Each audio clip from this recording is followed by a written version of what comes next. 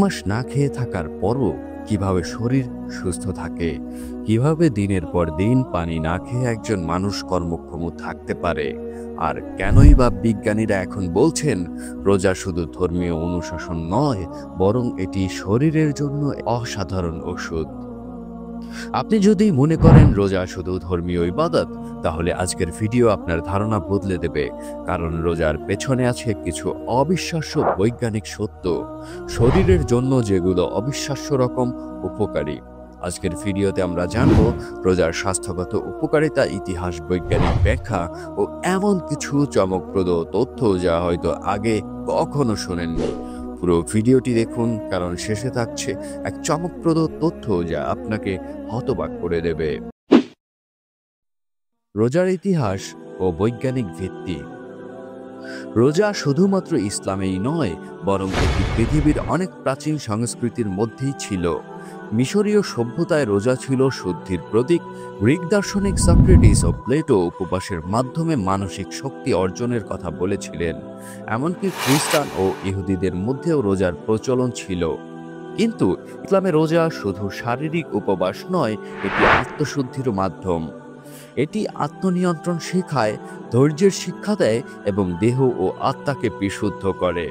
তবে মজার ব্যাপার হলো, আধুনিক বিজ্ঞান এখন বলছে যে রোজা শুধু আত্মশুদ্ধি নয়, এটি শরীরের জন্য এক অলৌকিক প্রক্রিয়া। রোজার সময় শরীরে কি ঘটে? আচ্ছা, ভেবে দেখেছেন কি রোজার সময় আমাদের শরীর কিভাবে টিকে থাকে? যখন আমরা খাবার খাই তখন শরীর গ্লুকোজ ব্যবহার করে শক্তি তৈরি করে, কিন্তু রোজার সময় যখন গ্লুকোজ শেষ হয়ে যায় তখন শরীর শুরু করে কেটোসিস নামের একটি প্রক্রিয়া। এই প্রক্রিয়ায় শরীর চর্বিকে শক্তিতে রূপান্তরিত করে। কেটোসিস মানে কি? সহজ ভাষায় বললে এটি হলো শরীরের ফ্যাট বার্নিং মোড। তাই রোজা ওজন কমানোর জন্য একটি প্রাকৃতিক ও কার্যকারী উপায়। আরেকটি মজার বিষয় হলো, রোজার সময় শরীরে অটোফেজি নামের এক বিস্ময়কর প্রক্রিয়া শুরু হয়। এই অটোফেজি নিয়ে এক বিজ্ঞানী 2016 সালে নোবেল পুরস্কার পেয়েছিলেন। কি এই অটোফেজি? এটি এমন একটি প্রক্রিয়া যেখানে শরীর নিজেই তার পুরনো ক্ষতিগ্রস্ত কোষগুলোকে মেরামত করে এবং নতুন শক্তিশালী কোষ তৈরি করে। অর্থাৎ রোজা শুধু ওজন কমায় না, বরং শরীরকে নবজীবন দান করে। রোজার মানসিক উপকারিতা। শুধু শরীর নয়, রোজা মানসিক স্বাস্থ্যের জন্য দারুণ উপকারী। এক গবেষণায় দেখা গেছে রোজার সময় ব্রেইনে BDNF নামের এক প্রোটিন তৈরি হয়, যা স্মৃতিশক্তি ও মনোযোগ বাড়ায়। এছাড়াও রোজা স্ট্রেস হরমোন কমায়, মনকে শান্ত করে এবং ধৈর্য বাড়ায়। মানে রোজা শুধু আত্মশুদ্ধি নয়, এটি মস্তিষ্কের জন্য এক প্রকার মেডিটেশন। রোজার সময় কি খাবেন, কি খাবেন না। আপনি যদি রোজার স্বাস্থ্য উপকারিতা পুরোপুরি পেতে চান, তাহলে ইফতার ও সাহরিতে কি খাবেন তা জানা দরকার। প্রথমে সাহরিতে প্রোটিন ও ফাইবারযুক্ত খাবার খেতে হবে, যেমন ডিম, ওটস, ডাল, বাদাম। আর ইফতারের জন্য অতিরিক্ত ভাজা পোড়া এড়িয়ে চলবেন।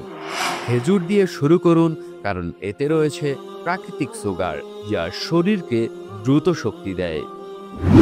পানির পরিমাণ বাড়ান, কিন্তু একসাথে বেশি পানি খাবেন না।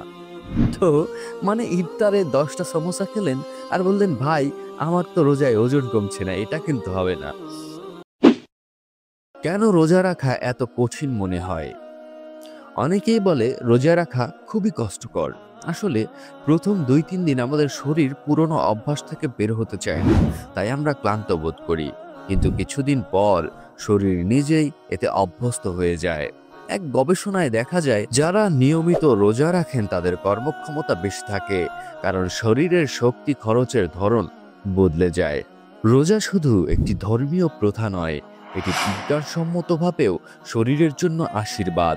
এটি ওজন কমায়, শরীরকে সুস্থ রাখে, মানসিক প্রশান্তি দেয় আর মানুষকে সংযম শিখায়। এখন বলুন তো, আপনি কি মনে করেন, রোজা শুধুই ধর্মীয় অনুশাসন নাকি এটি এক অলৌকিক স্বাস্থ্য পদ্ধতি? নিচের কমেন্টে জানান। আর যদি এমন আকর্ষণীয় ও বিজ্ঞানভিত্তিক বিষয় নিয়ে আরো জানতে চান, তাহলে সাবস্ক্রাইব করুন ফ্যাক্ট বেঙ্গলি চ্যানেলকে। দেখা হবে পরের পর্বে ততদিন পর্যন্ত সুস্থ থাকুন, ভালো থাকুন আর রোজার সব নিয়ম মেনে চলুন।